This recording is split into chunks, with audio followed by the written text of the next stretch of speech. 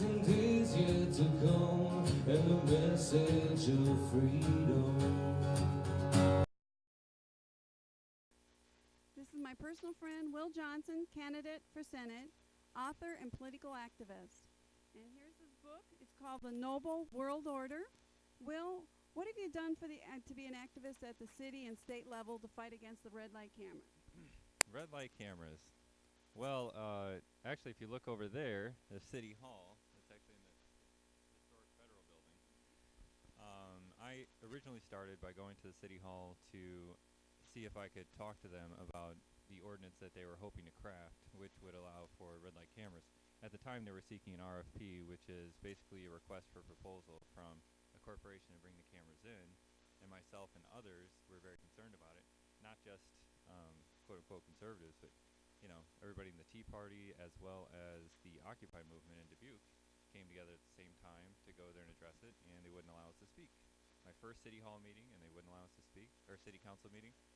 So that really started me on the activism to get the message out that the red light cameras are not about safety, they're about revenue raising. And so a friend of mine, Mike Demery, started printing up a bunch of petitions, and then we took them around to different places, businesses, with some other people we knew, and we got close to 500 the first time we tried it, which apparently got us 5 minutes of speaking time.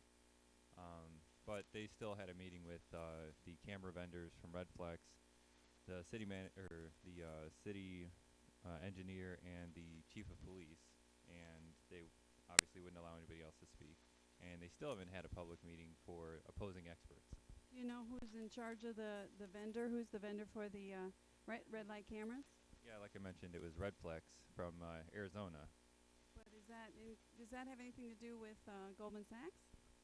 Yeah, Goldman Sachs bought a large portion of Redflex with the 2008 bailout money. So irony is the bailout money that they took from us in the first place was used, recycled against us in the form of, red light cameras. So. Okay, well, thank you for that. And then also, what is your goal as a Senate, to be in the Senate office? What would be your goal? Well, the first one would be to get rid of red light cameras, to ban them, make sure that they don't come back.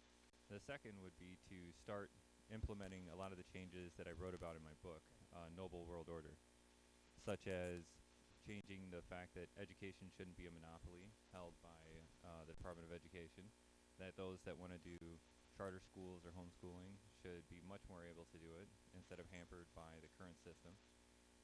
There's a lot of other changes that would go into it, but basically starting with fundamental changes, not treating symptoms, but treating the problem.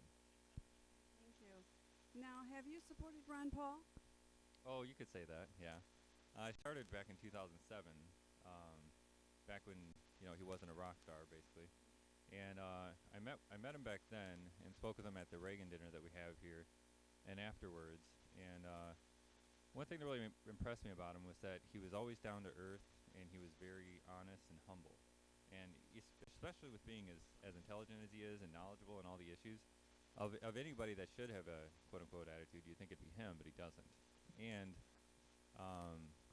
I was also his first district co-chair in Iowa, and then I was also the first district chair for the Campaign for Liberty in 2009, or roughly, I think. Yeah, 8. Yeah, 8. And then been helping out with his campaign. And actually, after he was treated so badly in 2008, I mean, if you win, you win. If you don't, you don't. But the way he was treated in 2008 was very disrespectful by the media and a lot of the supposed, Republicans in the party and stuff.